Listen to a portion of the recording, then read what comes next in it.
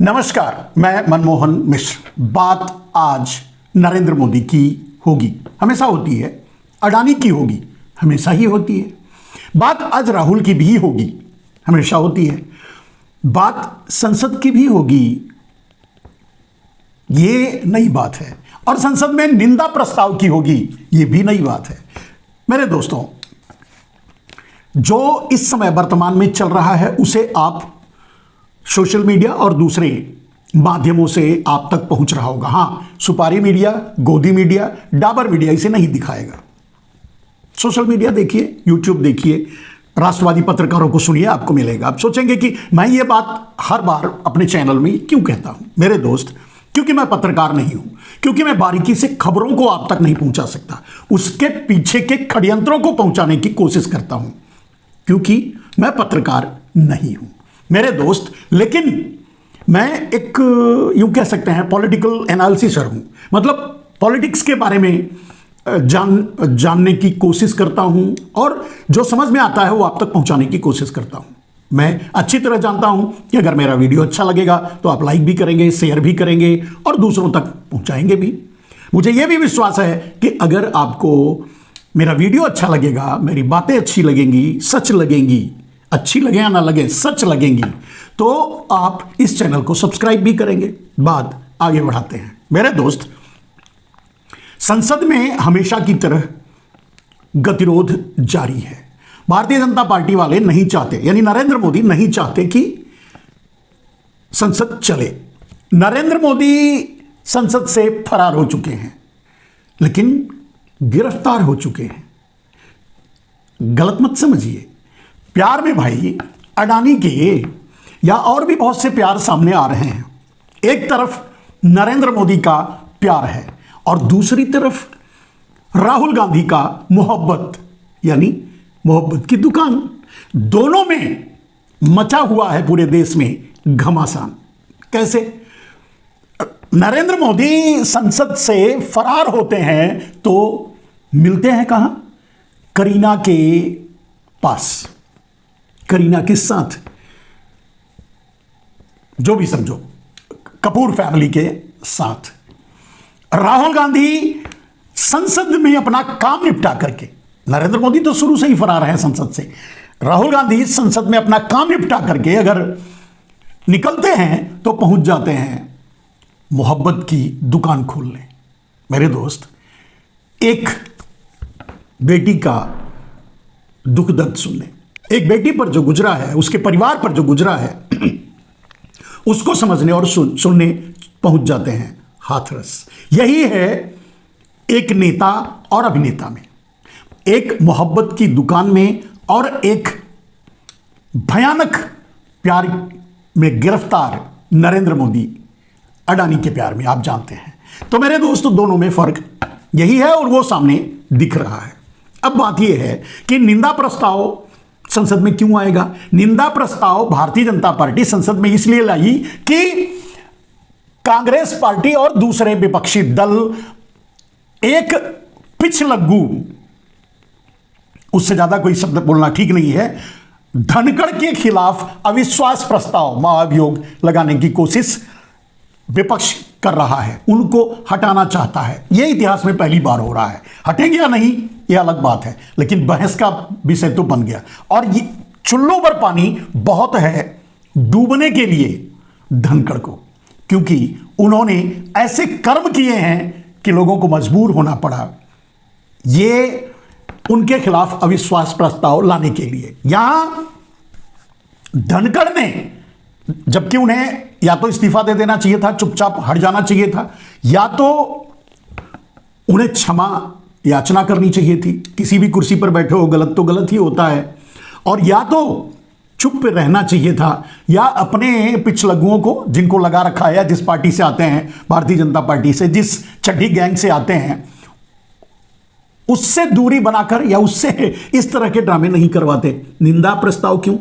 चाहे निंदा प्रस्ताव हो चाहे अविश्वास प्रस्ताव, दोनों में छीछा लेदर तो धनखड़ की ही होगी। और जो छीछा लेदर बचना चाहिए था, उस कुर्सी की लाज बचाने के लिए धनखड़ को बचाना चाहिए था, वो तो नहीं बचाए। अब क्या बचाएंगे? सवाल यह है। लेकिन भारतीय जनता पार्टी ये कह रही है कि ये निंदनीय काम है, ये गलत हुआ है, उनका अपमान हुआ है।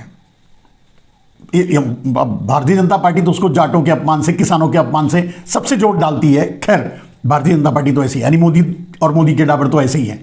बात उस पर नहीं है, बात यह है कि धनखड़ का अपमान कहां से होगा। सवाल होता है धनखड़ व्यक्तिगत रूप से कौन है, छोड़ दीजिए, कोई नहीं जानता, फिर उनका अपमान क्या, मतलब क्या, समझने की कोशिश कीजिए। अगर धनखड़ जिस पद पर हैं उपराष्ट्रपति के और सभासद हैं, लोकसभा में बैठते हैं, लोकसभा चलाते हैं, मुखिया हैं वहां के, राजा ही मान लो नरेंद्र मोदी की भाषा में, तो कम से कम धनखड़ को उस मर्यादा का पालन करना चाहिए था, उस कुर्सी की लाज बचाने के लिए, लेकिन वो उन्होंने नहीं किया। अब रही बात यह कि भारत में आज नरेंद्र मोदी और अमित शाह के अलावा कौन राष्ट्रपति है, कौन उपराष्ट्रपति है, कौन मंत्री है, कौन मुख्यमंत्री है, कौन संतरी है, कौन किस विभाग का मंत्री है, किसी को पता नहीं, कोई नहीं जानता। शायद बच्चे किताबों में भी पढ़ना भूल गए हैं, अब किसी को भी नहीं मालूम। पहले प्राइमरी स्कूल के बच्चों से भी पूछा जाएगा, भाई जाता था कि भारत का कृषि मंत्री कौन है, तो बता देते थे, भारत का रक्षा मंत्री कौन है, तो बता देते थे। लेकिन अब किसी को पता नहीं है भारत का रक्षा मंत्री कौन है, मोदी, भारत का कृषि मंत्री कौन है, मोदी, भारत का राष्ट्रपति कौन है, मोदी, भारत का उपराष्ट्रपति कौन है, मोदी, भारत का राज्यपाल कौन है, मोदी, भारत का मुख्यमंत्री कौन है, होगा नहीं। किसी भी प्रदेश का मुख्यमंत्री मान लो, असम का मान लो, असम का मुख्यमंत्री कौन है, मोदी, राजस्थान का मुख्यमंत्री कौन है, मोदी, उत्तर प्रदेश का मुख्यमंत्री कौन है, मोदी। भाई जब सब कुछ मोदी में समाहित हो गया है तो किसी पद की गरिमा, मान, अपमान की बात कहां से आती है। सम्मान तो उस पद का ही होता है, और जब उस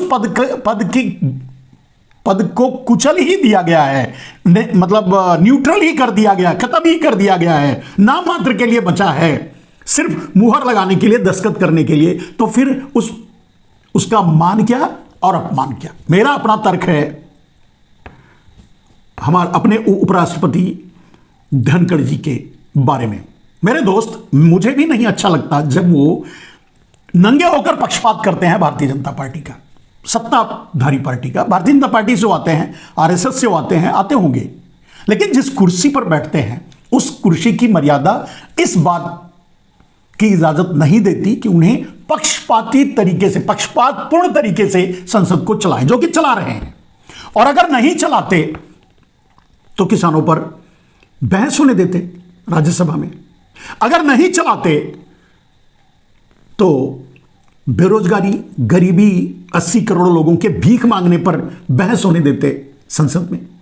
अगर पक्षपाती तरीके से नहीं चलाते तो महंगाई पर बहस होने देते, किसानों पर बहस होने देते, जो सबसे बड़ी समस्या है। और आज की घटना तो यह है कि पूरी दिल्ली जाम हो गई, पूरा दिल्ली जनता से भर गया। रामलीला मैदान को छोड़िए, वन रैंक, शायद ओल्ड पेंशन स्कीम ओपीएस के लिए Narendra Modi new pension scheme NPS लेके आ गए, बीच में पता नहीं और कौन सा लाए थे, इनके आका भी लाए थे। खैर छोड़िए, कहने का मतलब यह है कि उसकी चर्चा नहीं हुई, उसकी चर्चा नहीं होगी। यानी जो मोदी को सूट करेगा उसकी चर्चा होगी, उसके चित्र दिखाए जाएंगे, उसको लोगों तक पहुंचाए जाएंगे। और यह बात शुरू से मैंने कहा कि एक खतरनाक गैंग पनप रहा है इस देश में, जो लोकतंत्र के चारों पायों पर कब्जा कर रहा है जबरदस्ती। मीडिया हुआ, न्यायपालिका हुआ, कार्यपालिका हुआ, विधायिका हुआ, जबरदस्ती ईडी सीबीआई की के गन पॉइंट पर देश का व्यापार हुआ, देश का खनिज हुआ, देश की संपत्ति हुई, सब कुछ पर कब्जा करके अडानी के हवाले करना, सब कुछ को कमजोर करना, न्यूट्रल कर देना, सब कुछ को खत्म कर देना। आपको पता होगा नरेंद्र मोदी चुनाव कैसे जीत रहे हैं। अगर यह बात कहा जाए, चुनाव आयोग नरेंद्र मोदी का बिस्तर है, ठीक है, तो चुनाव आयोग नरेंद्र मोदी का बिस्तर कैसे बना? सरेआम नरेंद्र मोदी सुप्रीम कोर्ट के आदेश को पलटते हुए संसद में यह कानून पास करवाया कि वही चुनाव आयुक्त चुनेंगे। क्यों भाई? अब उस समय को सोच करके देखिए आज के लिए। और बेशर्मी से यह भी नहीं बता पाए या बताए कि आखिर इतनी क्या ऐसी क्या बात है कि आप अकेले चुनाव करोगे चुनाव आयुक्त का। खैर, मोदी के इरादे हमेशा से खतरनाक रहे। चुनाव आयोग के जरिए चुनाव जीत लेंगे, सिस्टम को कब्जे में किया, उनको गुलाम बनाया। कहने का मतलब चुनाव आयोग गोदी चुनाव आयोग बन गया। पूरा भारत का जो ब्यूरोक्रेसी है यानी कार्यपालिका है, गोदी कार्यपालिका बन गई, गोदी मीडिया बन गई, गोदी जुडिशरी बन गई, न्यायपालिका, विधायिका तो गोदी बन ही चुकी है, गोदी से नीचे भी जा चुकी है, आपको पता है। कहने का अर्थ यह है कि नरेंद्र मोदी के इरादे शुरू से ही खतरनाक थे और उसी इरादे पर काम कर रहे हैं। मैंने कहा मेरे दोस्त कि संसद से फरार नरेंद्र मोदी मिले भी तो कहां? करीना कपूर के घर पे, ठीक है। राहुल गांधी कहां मिले?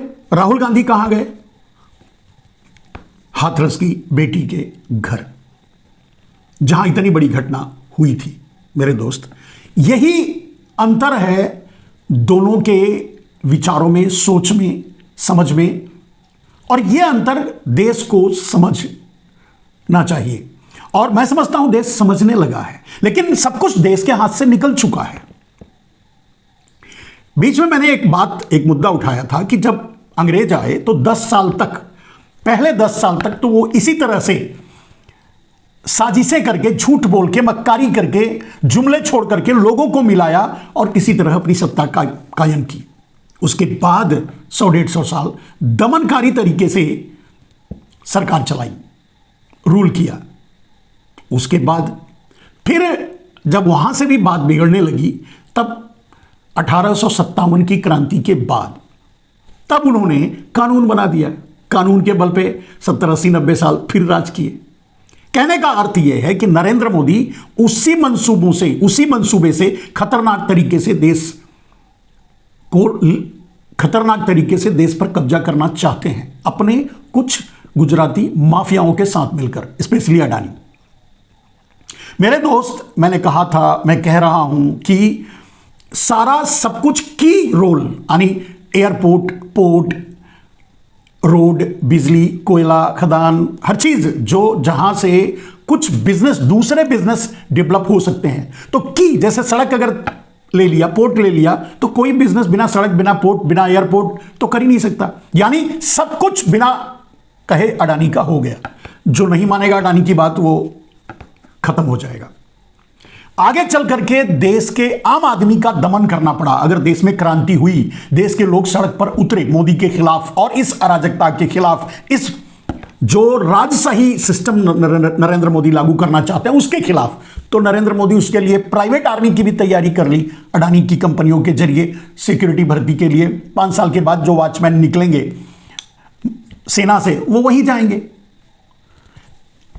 कितने खतरनाक इरादे हैं इस आदमी के। इस बात को समझते समझते शायद सब कुछ हाथ से निकल जाएगा। जब शुरू में मैं समझा रहा था कि मोदी अडानी मिलकर के मीडिया पर कब्जा कर रहे हैं, आपकी आवाज दबा देंगे। उदाहरण, आज इतनी बड़ी रैली हुई दिल्ली में, रामलीला मैदान में, किसी ने नहीं दिखाया, यानी दबा दिए। मीडिया उनकी है। इसी तरह से कहीं कोई सुनवाई नहीं होगी, कोर्ट जाएंगे, मोदी अडानी का है कोर्ट। कोई डीएम, एसडीएम या कानून या जज या कहीं भी जाएंगे, सब अडानी का है, कहीं न्याय नहीं मिलेगा। किसान आज तड़प रहे हैं दिल्ली पहुंचने के लिए, अपनी बात कहने के लिए, मोदी की बात याद दिलाने के लिए, उसके लिए भी उनको इजाजत नहीं मिल रही है। उनके राहों में कीलें ठोकी जा चुकी हैं और उनको रोका जा चुका है। सालों से वो धरना प्रदर्शन कर रहे हैं। डलेवाल जी तो शायद क्या होगा उनका, ईश्वर ही उनकी रक्षा करे। कहने का मतलब कितने क्रूर है नरेंद्र मोदी। संसद जाने की उनको फुर्सत नहीं है, मणिपुर पर कुछ बोलने के लिए तैयार नहीं है और मणिपुर जाने से भी परहेज ही है। संसद चलने भी नहीं दे रहे हैं, किसी बात पर बहस नहीं हो रहे हैं। अडानी का नाम तो लेने से भी मना कर दिया है कि अडानी का नाम जो लेगा उसके खिलाफ महाभियोग लगा दो संसद में, उसे सदस्य, उसकी सदस्यता छीन लो। आपने देखा ही है। इस तरह से, इस अराजक तरीके से सत्ता एक गैंगस्टर की तरह जो चलाई जा रही है, अब इसको आप क्या समझते हैं, क्या मानते हैं, ये मैं नहीं जानता। लेकिन समय समय पर मैं आगाह करता रहा, धीरे धीरे धीरे आप गुलामी की तरफ बढ़ रहे हैं।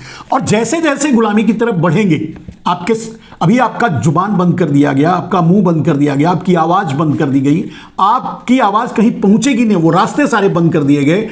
कोई और व्यापार करेगा नहीं, अडानी को छोड़कर, कुछ गुजराती माफियाओं को छोड़कर कोई, किसी का कुछ नहीं बचेगा। सब कुछ अडानी अंबानी को दे देंगे नरेंद्र मोदी। यानी आज भी आप कहां खड़े हो इसका अंदाजा आज भी आपको लग जाए तो बहुत है। मेरे ख्याल से शायद बचाया जा सकता है, बहुत कठिन हो चुका है, धीरे धीरे और कठिन होता जाएगा भारत को बचाने की का मुहिम, लेकिन कोशिश कर सकते हो। बच गया तो अच्छा है।